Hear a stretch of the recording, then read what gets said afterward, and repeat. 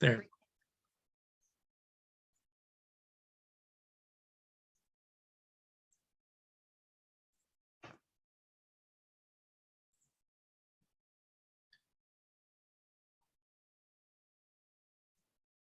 All right. Oops. Okay, everybody. Welcome. Thank you for coming. Welcome to our presentation on choosing the right U.S. institution for me. Today we have three special guests, and I'll be presenting them in a few minutes. But first, I'd like to start off talking about Education USA. If you have any questions during the presentation, please put them in the chat box and we'll get to them at the end for our Q&A session, our question and answer session. So without further ado, let me begin. So what is Education USA? So we are a global network of advising centers. We are part of the U.S. State Department, and we are your official source on U.S. higher education. We have 23 Education USA advising centers in Mexico.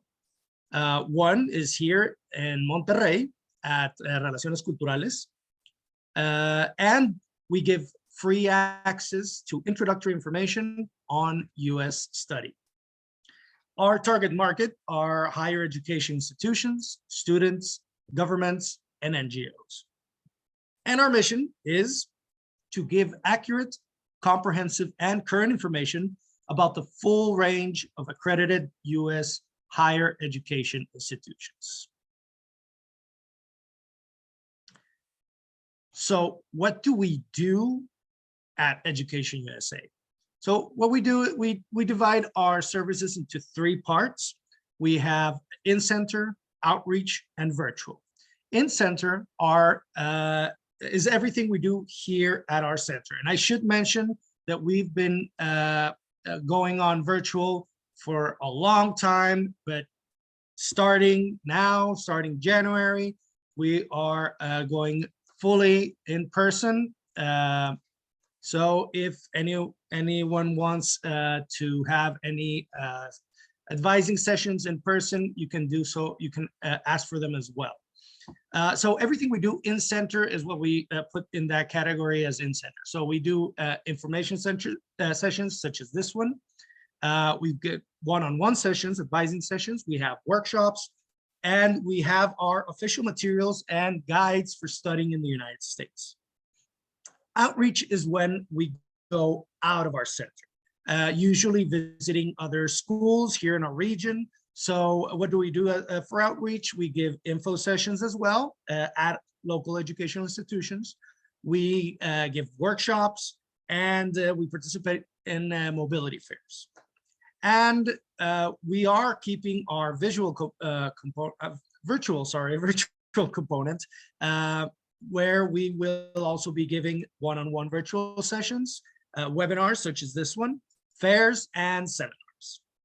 So, and if you want a little bit more information on what we do at Education USA, you can always go to educationusa.state.gov.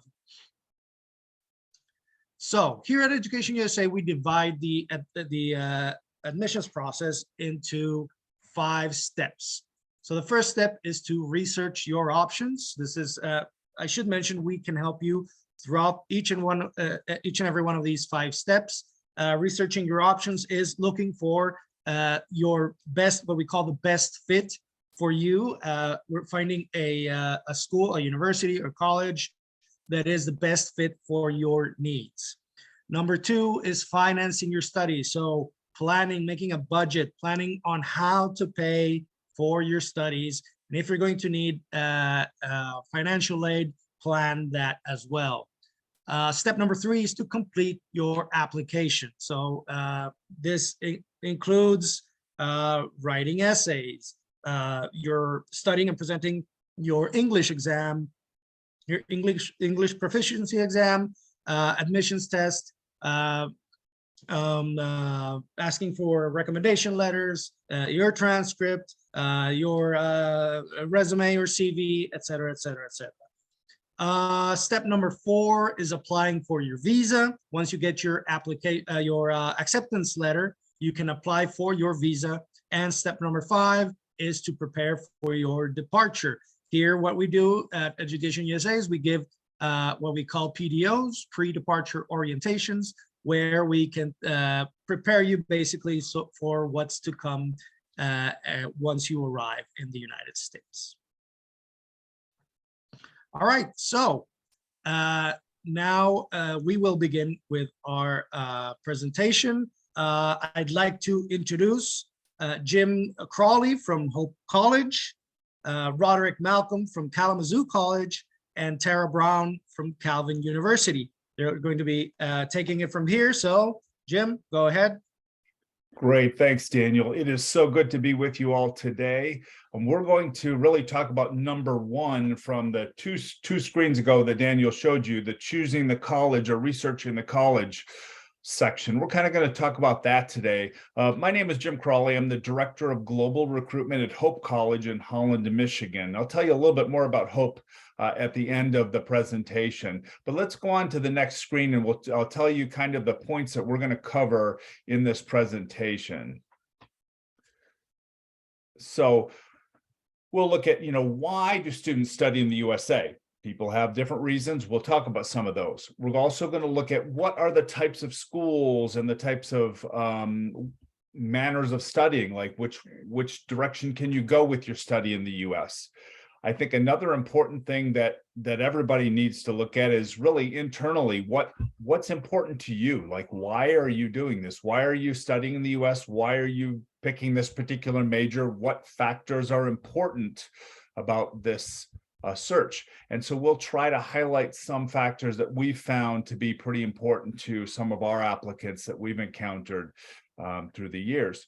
Then we'll also kind of get to that point of the admissions process. We won't spend a ton of time on it. There's just one screen, but it does go through, all the different documents that we might need or you might need when you're applying to colleges or universities in the US. And then finally, we're going to look at resources and, what are some of the resources that maybe you're already using or some that you might want to use to help you in this search. So on the next screen, I will talk about why study in the US. So degrees in the US are generally very well accepted globally. I think sometimes when you get into real technical careers, sometimes you need to then get them recognized again when you go back to your country, but generally great recognition of US degrees. We have a lot of top-ranked institutions who then in turn have some very strongly accredited programs, especially things like engineering and business. Tend to see a lot of accreditations there, and realize that in the US too, we don't have national accreditation, we have regional accreditation of our institutions. Our students, our schools, I should say, in the US are excellent. We really provide a good, well-rounded education. We have a good variety of schools as well, and we'll kind of talk about some of those options as the presentation goes on. We also have options in all of the different variety of price ranges, everything from the least expensive, maybe being a community college, or there might be some public institutions that have a lower price range, to some pretty expensive options as well. So we have options through all the price ranges. We do have, because many of our campuses are residential, or have a residential experience, that provides you an overall experience, not just the classroom. And later on, Rod's going to talk a little bit about some of those extra experiences that you might be able to get during your education. And of course, I think one of the main reasons that many students come is so that they can be prepared to move on when they're done with their degree. So we have offices on all our campuses that help with career preparation, help you get ready to move on to that next level, whether it's a job or whether it's a graduate program. We want to make sure that you are ready to make that move. And of course, there are many, many options in the US, and you don't have to know when you arrive what you're going to major in. And that's what's different between us and some countries anyway, is that you don't have to make that decision upon arrival. You can change your major while you're in the middle of studying your 4 years. We, of course, recommend that you kind of decide what that major is going to be within the first probably year and a half, just to be safe, so that you're able to complete all of the classes in time to graduate. So that's a little bit about why many students do choose to study in the US. I'm going to turn it over to Rod, and he's going to talk about some of the pathways of how you go about getting your degree. Rod? And Daniel, I'll have you bump to the next one. There we go. Thank you, Jim. My name's Rod Malcolm, and I am the Director and Coordinator of International Admission and Recruitment here at Kalamazoo College. Thanks very much for joining us and being with us for our explanation or how to correctly or how to choose the right college for you. Now, talking a little bit about pathways, there are a couple of different pathways that might lead to your eventual degree. After secondary school, completing your secondary school education, you can go through a couple of different routes. You may want to go directly into a four-year institution, applying for college and university. For example, one of our universities that are four-year institutions, and you can apply directly to us and eventually go on to a master's or a doctorate degree. But some students may want to stay at home and make it a little bit more economical for them in some ways. They might want to go to a community college or a junior college first and work towards an associate's degree before transferring to a four-year institution after 2 years, or maybe even before they complete their associate's degree. Sometimes students want to go to a community college or a junior college to get more experience before, or get their grades to a level they feel comfortable before moving on to a four-year institution. So there are two pathways going from secondary school to a junior college, then to a four-year institution, and on to your master's or doctorate, or going directly into a four-year institution, your master's and doctorate after that. And it is basically up to you. And usually we do ask, or we do recommend that you might talk to a high school counselor or your EdUSA advisor to get more information on what the best path for you might be. Okay.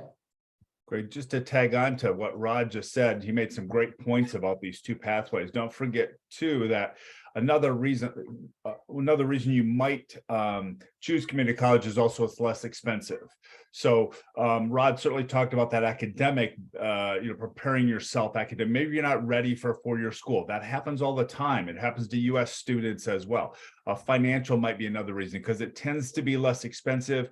Although the other thing you need to kind of consider is community colleges don't always have residences. So you might have, that extra cost of and the trouble sometimes of finding someplace to live because they don't always have residences. And the other thing I want to mention about this is within states, it's a great transfer system, like between the 2-year and the 4-year, it's a really great transfer within the same state. It still can be good going state to state, but within each state, there's a well-established transfer route between 2-year and 4-year. Thanks, Rod. I appreciate those comments. That was a good intro into those pathways. Tara, there's a ton of options in the US. So yeah, tell us a little bit about those. In regards to the last slide, I just want to add one other item as well. You could hear different terms. Rod did use the term of a master's and a doctorate and an associate's and then a 4-year degree, a bachelor's degree. Those could also, you may also hear us refer to those as an undergraduate or a graduate degree. I know sometimes that can be confusing, but an undergraduate degree is that bachelor's degree that he was referring to, and a graduate is the master's and doctorate degrees. So if you hear those terminologies, that's what we are referring to. It's a pleasure to join you today. I'm Tara Braun. I am with Calvin University. I am the Director of International Admissions and all of immigration. So I oversee all of immigration. If you want to have a separate session talk about that, I can certainly do that as well. I want to talk to you about some of the different schools that you are going to see as you continue to look at the United States. And all of these are also held within our own state of Michigan.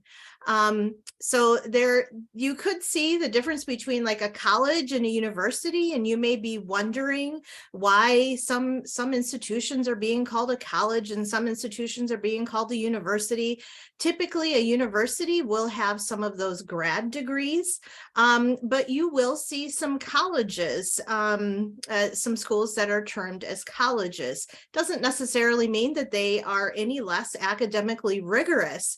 Sometimes it comes down to just a choice or the program offerings or how many programs a school offers. Calvin recently was Calvin College. About 4 years ago, we became Calvin University. And we became that because we were offering more and more graduate programs. So you may see a little bit of a difference, but for the most part, we're all academically rigorous. Private versus public. So this is kind of a thing in the United States, right? You're going to see some schools that are public and some are private. What does that mean?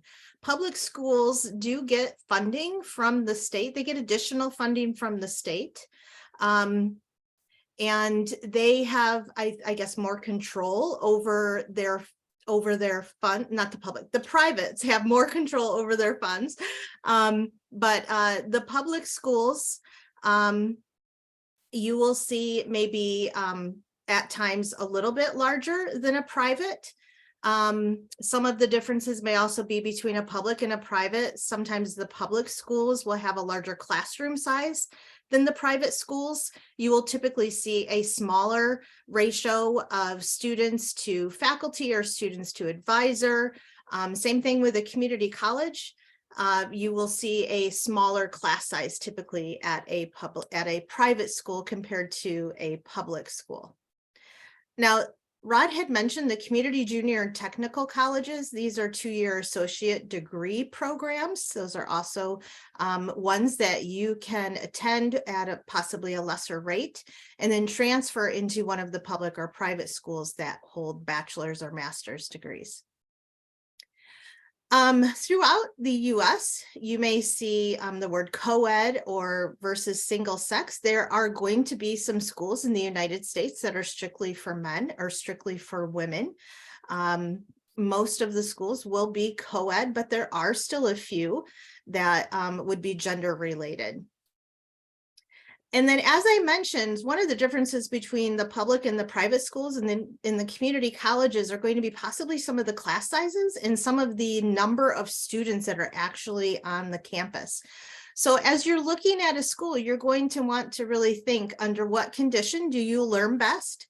If you're going to be okay in a large lab room for a math class of like 125 different students, then a public school might be okay for you, right? How much attention do you need or do you want while you're studying? Because perhaps a private school or a community college would be better for you. Again, it does matter. And I think that you really need to really think about the best environment for you to learn in, right? The US also has faith-based schools. Jim and I are both with a faith-based school. This just means that you are taught in that faith within the classroom. That's like the basis of the education. So the US has many faith-based schools. These tend to be your private schools, and these tend to be also the ones that are a little bit smaller in size and where you would have that individualized attention in the classroom and outside of the classroom as well. You're going to also maybe hear the term liberal arts colleges for your bachelor's. Liberal arts colleges, again, Jim and I are pretty much a liberal arts college. And this just means that there is more emphasis on hands-on learning and comprehensive learning, and just really digging into a topic. I feel like at the liberal arts colleges, you actually have more of an opportunity to really investigate things outside of the classroom too. There's a lot of offerings at these that have you do that out of classroom experiences. And going back to like that public versus private, there are some really large institutions within the state of Michigan, Michigan State University, University of Michigan, extremely large schools. And you just, again, you really have to think about that and which environment you would best be suited to learn in. Jim and Rod, do you have anything to add for this slide? Okay, so that would be some of the terms and some of the schools that you would find within the United States. Great, thanks, Tara. And we are very fortunate to have all three, three of probably arguably three of the top liberal arts schools in Michigan here on this presentation. So that's, we're fortunate to do that, I think, or to be able to present to you. So we appreciate the opportunity. So I'm not going to spend a lot of time on this screen because it kind of just pulls together some of the things that Tara just talked about. If you just look down the left side, those are some of the key kind of important things that students use to make that right match. Tara talked about, location. We'll actually look at that a little bit more in another screen, but, where in the US are you going to be? And then Tara definitely talked about the size, that the importance that could be for you. And then obviously, and this really could be the number one factor, is who has the programs you're looking for? Because you may like the school, but they might not necessarily have the best program for you in that certain major. So I'm going to move on to Rod for the next screen. Just a quick discussion on some of those factors. Yeah, this is just a little bit more of a deep dive into those specific areas that you should pay attention to in choosing a school.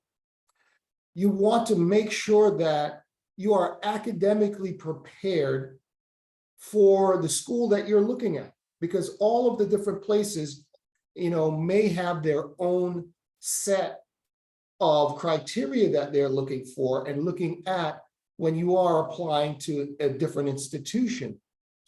So your preparation is going to be really important. The academic interest that you have, what it is, the discipline that you want to follow, is also key, because a lot of these schools, colleges, and universities have completely different sets of areas to study. Kalamazoo College has roughly 30 different areas of study. I know that Hope and Calvin University have more majors to offer. So you have to really look at the institution and what they have to offer, and is that offering one of those things that you're interested in. So the interest really does sort of aim you towards a different institution. And professional interest. What are you going to do after school, after you complete? Are you going to be going into a profession that this institution prepares you for?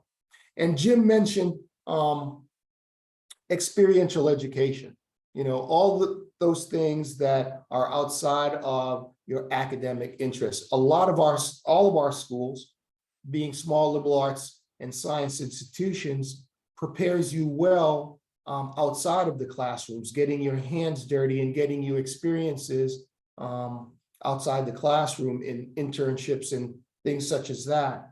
And what you are preparing for professionally really is important. And does that institution get you ready? And program availability is what you are looking for available at the institution. You might think, oh, this is great, this is local, it's in a great location, but do they have what I am looking for to study? So definitely availability of programming should be one of the top things that you're looking for when choosing an institution. Tara, Jim, do you have anything to add to the slide? I just want to piggyback on what Jim just said about each of our institutions. You are probably looking at three of some of the oldest institutions within the state of Michigan. Rod School, Kalamazoo College, has been around since 1833. I know Calvin has been around since 1876. And Hope, I know that, Jim, I know that Hope has been around very long as well. So, and all of us are based under the same pretense of a liberal arts. So it's, you do have three of, as Jim mentioned, three of some of the best schools within the state of Michigan here this evening. Great, thanks, Tara. The next screen, Daniel. Tara, I know you touched upon this, so we'll do this one up kind of a quick screen if we could, just a little bit about the US, but briefly. I'll just add that Michigan is considered in the Midwest area of the United States. Michigan is a great place to come and study. We are one of the top 10 states in the United States to accept international students, meaning that we have a very high number of international students and a very welcoming international community. We also have global companies that have their global headquarters housed in the state as well. So you have a lot of opportunities for internship possibilities and possible placement after graduation too. It's also one of the most affordable states within the United States to live. And we do have 4 seasons. Reality, as you see, Jim's background is we do get snow. And I have a summer background. I was kidding Rod that he should have a fall background. We do have 4 seasons. They are very separate, but all of them are very enjoyable. And so is the state of Michigan. It's a very beautiful state. Thanks, Tara. Great job. Rod, you touched upon this a minute ago. Can you take just a minute and talk a little bit more about the experience beyond the classroom? Absolutely. Co-curricular activities, or a very big word that I mentioned earlier, experiential education. All those things that you do outside the classroom is very important to all of our institutions. We do want you to get a great in-classroom experience. However, we want you to then take that experience and go across the street to put it into practice to see if it actually works outside of the classroom. We want you to participate in athletics, in fine arts, in all of the different clubs and organizations that our universities and our colleges offer. So we really, really stress the point of you getting outside of the classroom and getting your hands dirty and doing things. Not only clubs and organizations, but in internships. We want you to get professional experience before you leave the college or university. We would like you to spend a semester or 2 working in that discipline that you want to get into after classes, after your schoolwork, so that your resume is built or being built while you're in school. So once you present that, saying that, yes, I have a great education, but I also have some experience outside of the classroom as well, it's a great starting point to have. So experiential education, really important to all of our schools, and we really do encourage experiential education. Great, thanks, Rod. Real good point. That's something that I think you'll find that all 3 of us really stress. We want you to be prepared. Next screen, cost and affordability. So this is a key one, and we could do a whole presentation on this multiple times over. So I'm going to be brief, but please know we recognize the importance of it. So thinking about, as you're doing your research, what is the annual cost of attendance, including living expenses? A lot of times I get the question, well, how much is your tuition? Well, that's fine. I can tell you what the tuition is, but what you need to know is what the total cost is. And you should, and as Tara mentioned earlier, we are a pretty affordable state. It does vary a little bit by location, but I think all 3 of us are pretty similar in like our living cost. Whereas if you got in the middle of a city, it might be a little bit more. The living cost could potentially be a little bit more if you were in the middle of Lansing, middle of Detroit, something like that potentially. But and then thinking about or having the conversation with your family is, what have your parents budgeted for you for your overseas studies, your international studies. How much have they put away per year? How much can they afford per year? Because part of the admissions process, as you'll see later, one of the factors is you have to show that you can pay for your education. Asking the question of what's available to you at the different colleges, like what scholarships based on your criteria, what might you be eligible for? It's okay to ask that question. I don't encourage students to just come right out and say, do you have full tuition scholarships? I would rather you say, hey, these are my qualifications. Do you have academic or need-based scholarships that I might be eligible to apply for? That we kind of like said that way a little bit better. It gives us more to work with in giving you an answer. Also, our jobs available on campus. Almost all campuses have jobs for students. And many will say, if you want a job, there's going to be one for you here, whether it be the food service or whether it be the grounds crew or whatever it might be in the athletic complex or in an office. You can work a certain number of hours per week on campus as an international student. So that's something, but you need to realize you're only going to really make enough money for your spending money, not really to pay for your bills to the institution. Okay. I put that little sentence at the bottom of this page. It makes little sense to expend all your efforts on choices you can't afford or that you won't be considered because you're need. So you have to ask the questions so you can get down to that good list of schools that might be viable options for you. Okay, that's a really brief overview, but Rod, we'll go to the next screen. Rod, can you tell them about the different types of, we're going to breeze through the next few screens pretty briefly, but tell them the types of financial aid and scholarship that might be available. Yes, the types of financial assistance that might be available to you are very finite. They are merit-based scholarships, need-based scholarships, and some Division II and III schools have athletic scholarships. The three schools that are presenting to you tonight differ in what they offer. Kalamazoo College offers two kinds of aid to students, merit-based and need-based aid. So merit-based aid is based on you as a student and your profile. What do you bring to the table? What are your academics? What kind of curriculum did you take in school? How well you write? All this is about you as a student and your profile. Merit-based scholarships are meritorious and how you measure up with the rest of the students that might be coming in your class that you're applying for. Meritorious scholarships. Need-based aid is based on you and your family's economic situation. How much aid are you eligible for in our need-based formulas? Need-based aid is determined through a couple of different things, through a CSS form, through an ISFAA form, an International Student Financial Aid application. So we determine how much a family may need through those two pieces through forms. Now, only Division II and III schools can offer athletic scholarships. There are other merit-based scholarships that are going through to be music, dance, or theater scholarships as well. Okay. And during the Q&A session, we might be able to get into the nitty-gritty of different kinds of scholarships. Okay, do you guys, Tara or Jim, have anything to add to the slide right now?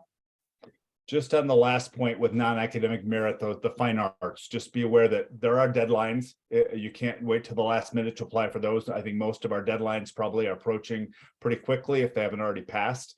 But somewhere around now, January, February. So if you do have some talent, and those tend to be relatively small awards, but usually they can be stackable with an academic award. So in other words, you can get an academic award, and typically, depending on the school, you can also get a fine arts award. And it's up to the school whether you have to major in that field to get an award.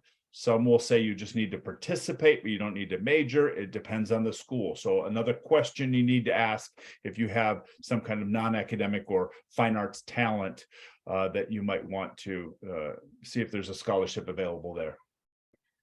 I just want to add, that can be a very scary process of looking at the price of a school. But as Jim mentioned earlier and Rod mentioned, do not hesitate to ask questions, because you never know what a school is possible of helping you with.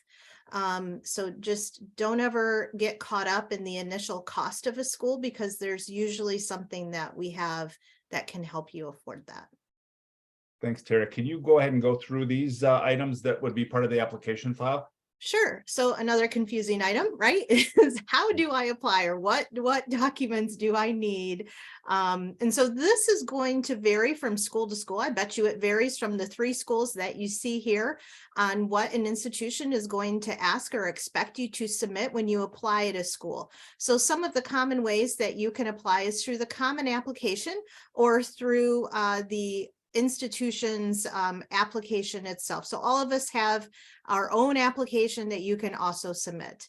All of us are going to want to have an official academic transcript. Most commonly, these are going to need to be submitted from the school that you attended. And we don't typically take them if you email them to us yourself. So they usually have to come directly from the school. You may be required to submit an official ACT or SAT score report or English proficiency score. Some of our schools are test optional, but you really need to read into that and to see what may be required for you to perhaps be considered for some of the scholarships that we just reviewed. Sometimes that English proficiency could be waived, either dependent upon what school you attended, what country you're from, if you have an ACT or SAT. So make sure you take the time to really find out what you may need to submit. Almost all of our schools are going to have some type of checklist for you to follow, so you can see what you've submitted and what you haven't submitted. But sometimes schools are going to ask for letters of recommendation. These are typically letters that we want to see written, maybe one personal one, maybe one from one of your teachers, but typically they're from your teachers or your guidance counselor or someone who has taught you along the way. Most of our schools will be asking for some type of essay or personal statement. We usually have some questions for you to answer. So make sure you're paying attention to those and really addressing those and taking your time. We don't want a novel here, okay? We don't want to have to read a book. 3 paragraphs is just fine. And we really want to know who you are. So verification of financial support. Back when we were talking about the scholarships, we were also talking about the submission of forms to ask for aid. And some of the schools may have their own form that you would need to submit.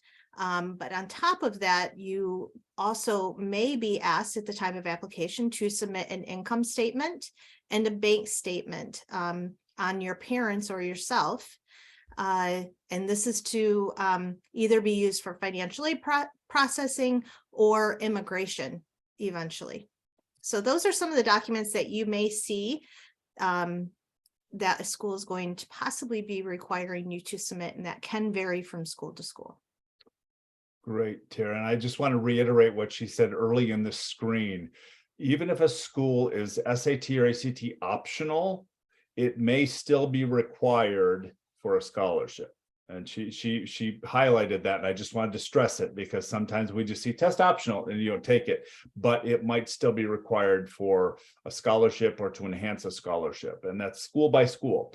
Tara, go ahead on the next screen and really briefly just go over those 3 types of admission for those that are applying in the future. Right. So there could be different types of admissions that schools have. Rolling admission is when you may see perhaps that a school is saying, okay, apply for free by January 1. After January 1, we have an application fee. But that means that they're going to be deciding admission as application comes in, right? So that's a rolling admission. There could be an early action decision at a school. And this means that if you apply by a certain time, a school would review your application and give you a decision very early on. Or it could mean that, okay, we've admitted you and now we wish for you to confirm your enrollment by placing a deposit perhaps. And then that would allow you to take early action on certain things, like perhaps some of the scholarships we mentioned, or get access to scheduling for classes early. Early decision just has to deal with submitting your application early and being able to access those items early as well. You are going to want to really pay attention to the deadlines. I can't stress enough.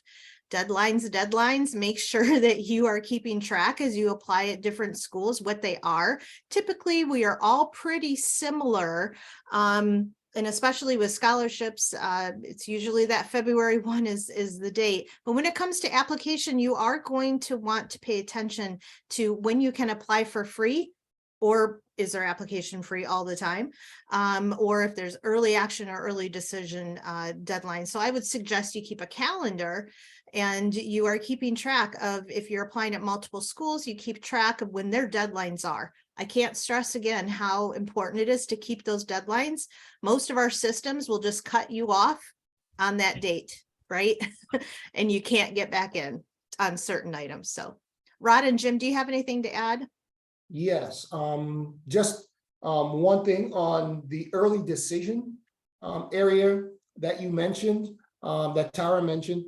A lot of schools, when you apply early decision, that timeline is going to be a timeline that you're going to have to commit to. It means if you apply early decision and the school accepts you under that decision, you are going to have to make your decision to come to that school and withdraw your applications from other institutions at that point. So be very careful, as Tara said, in recognizing what timeline you're applying under, because early action and rolling admissions, you are free to wait till May 1 to make a decision, and you are not held to coming to that institution, but you can make a decision on going to any school that you apply to. But if you apply early decision, that school is going to expect that you will enroll if you are admitted under early decision. Is that clear, guys? Yes. Good. Yeah. Okay. Thanks, Rod. On the next screen, Rod, just give them the list is up there, but what's some words of wisdom? These kids right now, there's some that are in this position right now, right? Or they will be in the next few months. So any words of wisdom as this is one of our final screens before we talk about our schools. What words of wisdom could you give the kids that are trying to come to that final decision right now? Well, a lot of the things that we went over a little earlier, making your decision after you've been admitted to a few schools. Let's give the example of you've been admitted to 3 different schools. Making that final decision might come down to location. Where is the school? How far away do you want to go? What are your parents advising for you to do in terms of choosing that school? Your final choice and putting down a deposit and saving your seat is going to come next. And it's going to be making my couple of different words of wisdom might be: call the school, try to get into touch with a couple of students and talk to them. Find out if there are any students from your area that have gone to that institution. You might be able to either text them or straight email so that you can see what kind of things that they went through in order to get used to the place. And then see if you have similar things. Did they get homesick? Did they have other people to talk to while they're there? Putting down your deposit on a school might come down to the weather. It might come down to how comfortable you are, the food. So talking to somebody is really, really important. There's always pre-departure orientations at Education USA offices, different places that you can get really good information from people that have been there and have done that. So making a deposit on your final school should come after you've had some conversation with people that you trust or people that have gone through the similar situations. Great. Thanks, Rod. I'm going to briefly talk about these resources. I'm not going to talk about all. They're on your screen. I want to just highlight a couple. Obviously, Education USA. Can't say enough. Great resource. Lots of free resources there for you, especially now they're getting back in person, but even virtual is great. Websites, don't be afraid to explore the college's websites, and also YouTube channels. Many of us, I think most of us, have our own college YouTube channel. And there's some great videos out there, great way to kind of see or get a picture of campus. Using guidebooks is great. I think they're a great resource. Now that college fairs are coming back, you're going to see more and more of them. And so if you're looking into the future of enrolling in 24 or after, obviously you've got some fairs coming up that you could attend. And then all three of us, or all three of our institutions, have been represented at Monterey. We were in Monterey in the fall, and hopefully we will be back next fall as well. So those are, again, just some resources, lots of possibilities there. But again, I can't stress enough the resources that USA offers as well. Tara, take a couple minutes if you wouldn't, tell us about Calvin, and we'll go into the next screen, Daniel. Sure. So Calvin University is located in Grand Rapids, Michigan. We're pretty much in the center of the state. We do have about 3,300 students. We have a very large population of international students, 13%. It's actually like 14. But we had about 20% of our incoming class this past fall was international. A large portion of those international students are also what's called third culture kids. So a very vast international experience. And we do have remember how I talked about that student to faculty ratio earlier? We do have a student to faculty ratio of 12:1, an average class size of 23. This means you get a lot of individualized attention within the classroom, and then also from your faculty advisor who helps you schedule classes and helps you throughout the academic program. We do offer about $24,000 to $25,000 in financial aid each year. We are also offering a visit grant right now that is worth $1,000. So anyone who is able to attend one of our weekly webinars and then also meet with their admissions counselor virtually is eligible for a $1,000 visit grant, it's called. So that would be on top of the financial aid package that I just mentioned. Very active campus, as I mentioned, a very high number of international students, and therefore we have a very robust offering of student services because of that, and services that specialize on international. We do have many sports and many student organizations to get involved in. Basketball is one of our top ones, and one of our top rivalries is Hope College, which is where Jim is. It's a huge basketball group. I'm happy to announce that we are adding football as well. This in 2024, we will be launching football. We are adding many new sports and many new graduate programs and bachelor degrees. It's a very active campus, and I hope to be able to talk to you more about it. Great, thanks, Tara. And I'll vouch for the beauty of our campus. I've been there a few times. And we should clarify, it's American football they're adding. They already have soccer. We already have soccer, and that's also a very good sport, along with volleyball. Yeah. It is. Exactly. So why Hope College? Hope College, much like Calvin, is a Christian, a faith-based institution.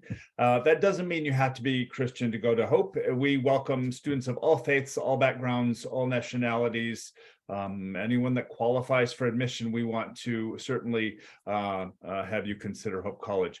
We're about 3,200 students. We're ranked 102 national liberal arts. We're also ranked number 22. Actually, I think it's down to 21 this year in the U.S. for undergraduate research opportunities. Those two rankings I quoted are from U.S. News. And I think the research is important. That goes back to what Rod was talking about with experiential learning. I mean, we really are trying to build up our students so that they're really prepared for success. I think all three of our institutions have students every year that get jobs over Ivy League graduates. And they do that because they're so prepared. They're coming out of our institutions with great experiential learning opportunities under their belt. We do hire 250 students each summer to do paid research. Over 90% of our students do experiential learning. So again, that stresses the importance of that within the Hope education. We do have over 50 academic programs. Our strengths are in STEM, business, and even in the fine arts. We were the first, we were one of the first small private schools in the US to be fully accredited many years ago in all of the fine arts. And still maintain that accreditation today. We are a residential campus, so our students do live on campus for at least the first 3 years. And we do consider all admitted international students for up to $25,000 in scholarship.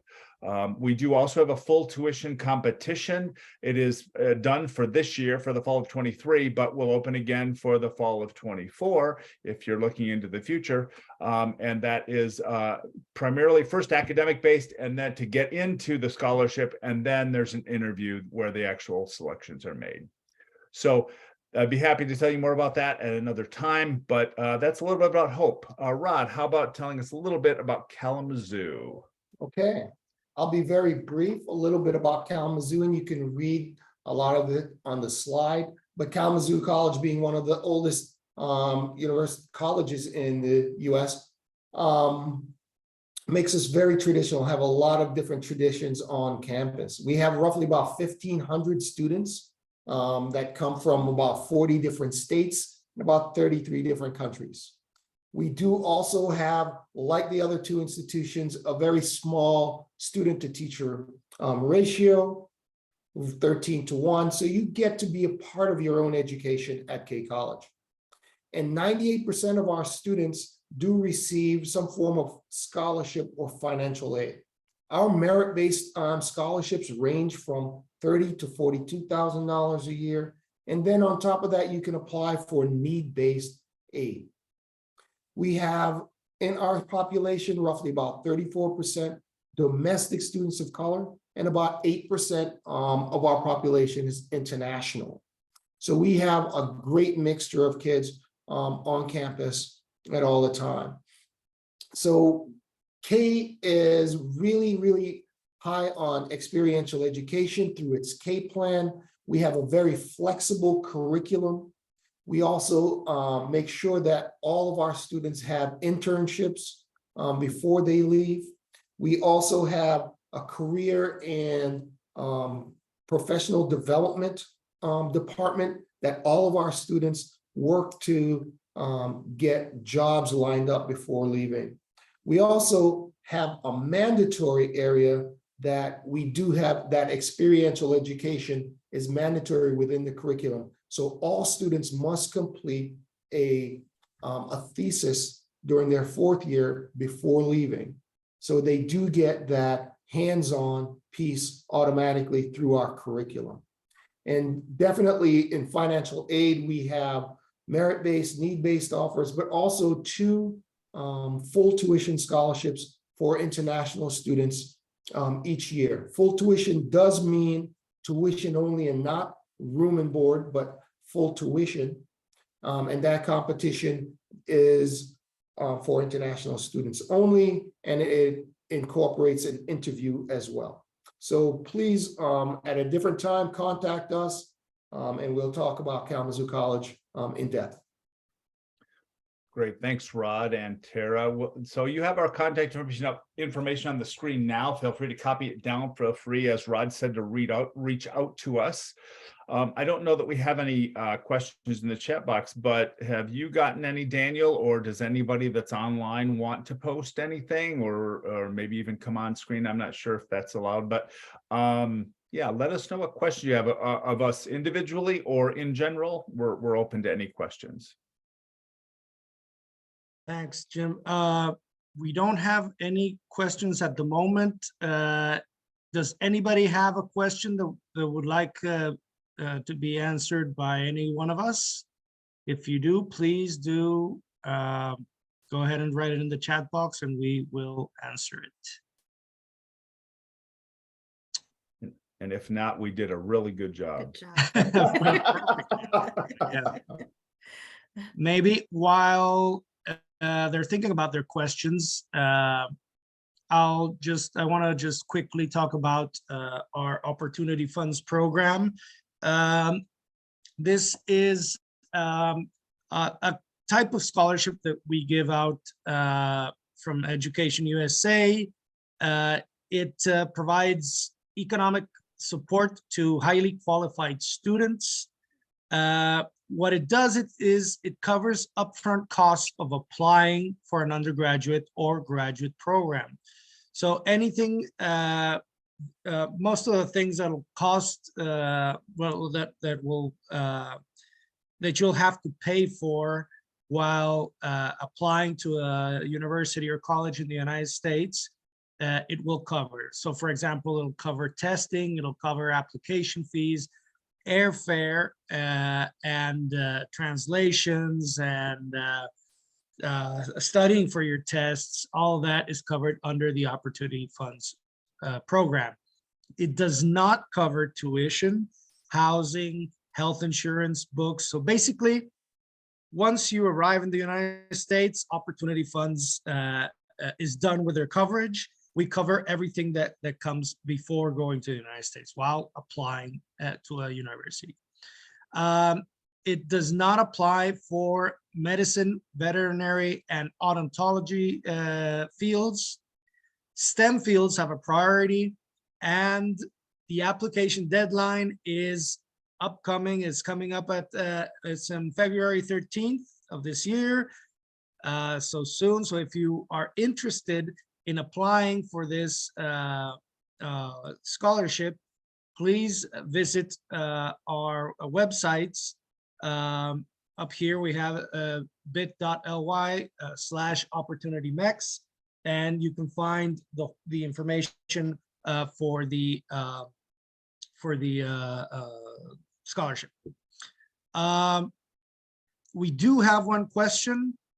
So Luis asks, I am from Puebla. Do you know if there is an advising center here? Yes, Luis, there is an advising center in Puebla. And if you want, you can send me an email. Let me just put up my information here. So if anybody wants to contact me at Education USA, you can go ahead and write to me at monterrey@educationusa.org.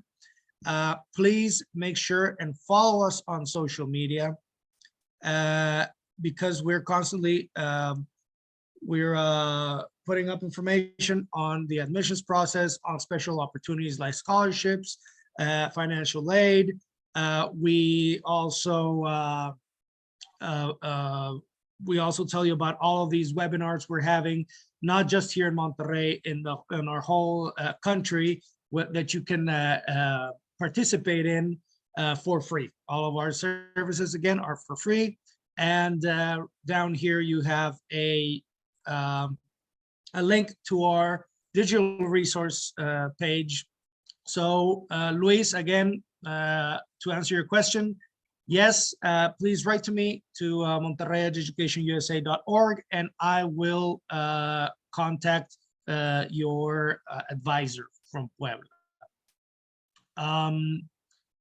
Anybody else have a question?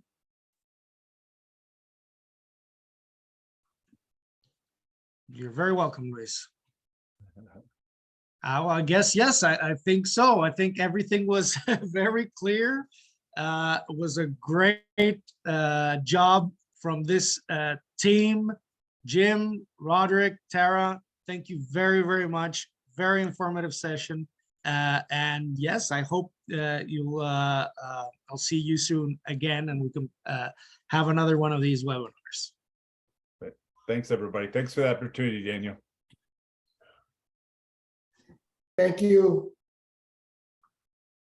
Thank you, everyone, for joining, and Daniel, for the work that you do. Thank you very much. All right. Thank you all, and I'll see you soon.